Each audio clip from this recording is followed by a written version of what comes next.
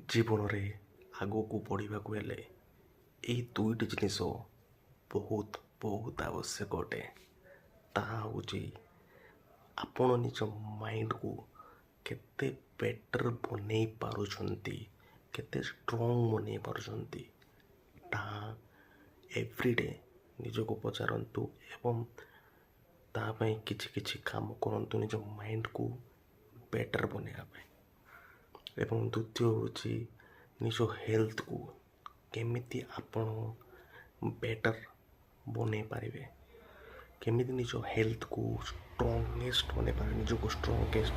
ଏଇ ଦୁଇଟା ଜିନିଷ କଲେ ଆପଣଙ୍କ ସେଲ୍ଫ ବିଲିଭ୍ ବଢ଼ିଯିବ ଏବଂ ଆପଣ ଯେତେ ବି ଅବଷ୍ଟେକଲ୍ସ ଆସୁଛି ସବୁକୁ ହ୍ୟାଣ୍ଡେଲ୍ କରିପାରିବେ ଏବଂ କନଫିଡେଣ୍ଟ ରହି ନିଜ ଗୋଲ୍କୁ ଆଚିଭ୍ କରିପାରିବେ। ଯଦି ଭଲ ଲାଗିଲା ଲାଇକ୍ ସେୟାର ସବସ୍କ୍ରାଇବ୍ କରନ୍ତୁ ନିଜ ଫ୍ରେଣ୍ଡ ସହିତ